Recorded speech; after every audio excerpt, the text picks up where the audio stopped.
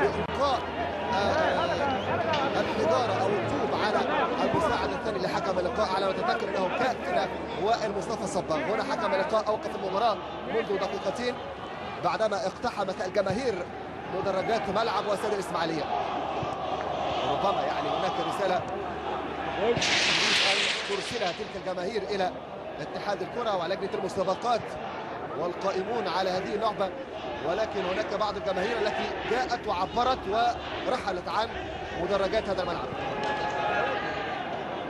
تأكيد الصورة لا تحتاج إلى تعبير.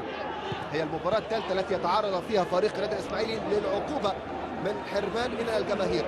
كما نتذكر في مباراة الإسماعيلي مع بتروجيت في بداية الدوري، والإسماعيلي مع إنبي في الأسبوع الخامس، وهنا في الأسبوع الخامس عشر أو السادس عشر عفوا الإسماعيلي مع فريق المصري. بينما لدينا على الصورة يظهر أمامي أعتقد أحد رجال الأمن، ربما قد يكون أصيب بطوبة، وعلى ما يبدو الآن يأتيني صوت الزميل شريف عادل مراسلنا هناك في مدينة الإسماعيلية وفي ملعب واستاد الإسماعيلية. شريف عادل، أهلا بك عبر شاشة وقناة مودرن سبورت. استاذ محمد اهلا بحضرتك. يعني زي ما اكدنا قبل المباراه هيتم توجيه رساله لمده 10 دقائق، وبالفعل دخل الجماهير زي ما حضرتك تابعت واقتحموا ملعب المباراه، وهم متفقين اتفاق ان هو لمده 10 دقائق ويطلعوا بعد 10 دقائق من دلوقتي. ده كان اتفاق اغلب قيادات الالتراس اللي نعم. اعتقد شريف بالفعل اثناء المكالمه الهاتفيه التي جمعت بيني وبينك بان الجماهير لم تحضر الى ملعب المباراه قبل البدء ب5 دقائق اعتقد، ولكنها حضرت الان. بالظبط، الجماهير حضرت دلوقتي، لكن عايز اقول لحضرتك يا استاذ محمد ان دي كانت رساله بيوصلوها مع حضرتك رسوان احد قيادات الالتراس على الهواء مع حضرتك دلوقتي. الو معي الان احد قيادات الالتراس الاسماعيلاوي. معك الان معلق اللقاء محمد غياتي، اهلا بك. اتمنى ان توجه رساله الى تلك الجماهير التي تعشق كره القدم بان تذهب وتخرج من ارض الملعب الان حتى لا تغلظ العقوبه على جماهير النادي الاسماعيلي وعلى فريق الاسماعيلي. يعني احنا مش جايين نخرب ولا نبوظ، احنا قررنا ان احنا نوصل رساله لاتحاد الكوره. وصلت الرساله عزيزي، اتمنى ان تغادر ملعب اللقاء الان. بالنسبه للنادي الاسماعيلي ايوه يا فندم. ايوه، ما هي الرساله؟ اتفضل حضرتك. احنا كنا بس عايزين نوصل رساله ان هو حضرتك اخذ قرارات ضد جمهور النادي نعم مشرفه جدا، ومش عارفين يعني ان احنا كنا عايزين بس نوصل رساله هل يعني من وجهه نظرك انت شايف هذه القرارات عقوبه ظالمه على جمهور النادي الاسماعيلي؟ اتمنى ان يعود الي الصوت زميل شريف عادل في ملعب اللقاء، اللي طبعا كما وضح الينا بان الجماهير التي دخلت الى ملعب اللقاء جاءت لتوجه رساله لمده 10 دقائق وتغادر بعد ذلك ملعب اللقاء. اتمنى ان يصل الي صوت زميل شريف عادل، ولكن اتمنى ان يكون الصوت اكثر وضوحا، يعني لم استمع الى صوته بكامل الوضوح، وكذلك الى صوت المشجع الذي جاء لكي يعبر عن رايه هنا عبر شاشه قناه مودرن سبورت التي تنفرد بهذا اللقاء الحصري من خلال الزميل شريف عادل وكذلك احد قيادات الالتراس الاسماعيلاوي. ونتمنى بالفعل ان تغادر الجماهير بعد 3 دقائق من الان، لان الجماهير بالفعل اقتحمت الملعب منذ 7 دقائق، والرساله التي يريد ان يعبر بها جمهور الاسماعيلي هي لمده 10 دقائق لا تزيد عن ذلك. مباراة تتوقف الآن كما نتابع مشاهدينا الأعزاء في كل مكان. 10 دقائق مرت من أحداث الشوط الأول، ولكن لم يلعب من أحداث الشوط الأول إلا سوى 5 دقائق.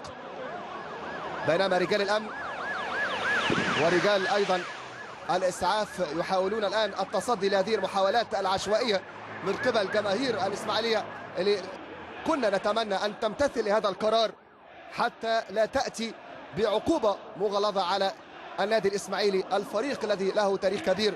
وكذلك نكون كل الاحترام إلى تلك الجماهير، ولكن الجماهير التي تعشق كرة القدم باحترام. شريف عادل مرة ثانية، أهلا بك شريف عادل، أهلا بك. محمد أهلا وسهلا. أيوه أهلا وسهلا محمد. اتفضل شريف. يعني وصلت لحضرتك ان هم متواجدين لفترة وهيخرجوا من أرض الملعب وده مؤكد. شريف الاقتحام، يعني وضح لنا الصورة، كيف تم الاقتحام؟ تم الاقتحام طبعا من ميدان الممر من البداية، وتوجهوا للاستاد الاسماعيليه حوالي 10 دقائق من ممر الاستاد الاسماعيليه. هل التعزيزات الامنيه غير كافيه خارج ملعب اللقاء؟ اطلاقا، التعزيزات كانت على مستوى عالي جدا. نعم. ولكن الامن ما حبش ان هو يخش في صدام. نعم. مع الالتراس.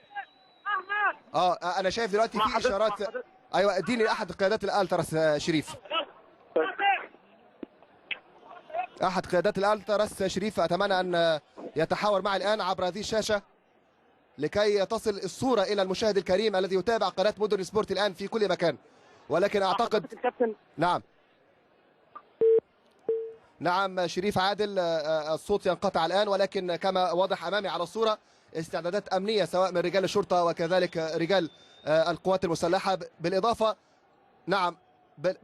نلاحظ يعني تصرف حكيم يأتي من رجال الشرطة ورجال القوات المسلحة اللي ما حبوش يستخدموا سلاح العنف والتصدي بغوغائية وعشوائية مع هذه الجماهير التي انفلتت عصبيا، ومن خلال الانفلات الأعصابي اللي تابعناه على هذا والانفلات الأخلاقي اللي بيأتينا على هذه الصورة. ولكن أعتقد أن الجماهير أمامنا كما نلاحظ على صورة هذا الملعب يغادر الآن ملعب ومدرجات فريق النادي الإسماعيلي. أعتقد الجماهير تغادر مدرجات هذا الملعب بعدما أرادت أن توصل هذه الرسالة. والآن يصل صوت الزميل شريف عادل مرة أخرى. شريف أنت معي الآن على الهواء.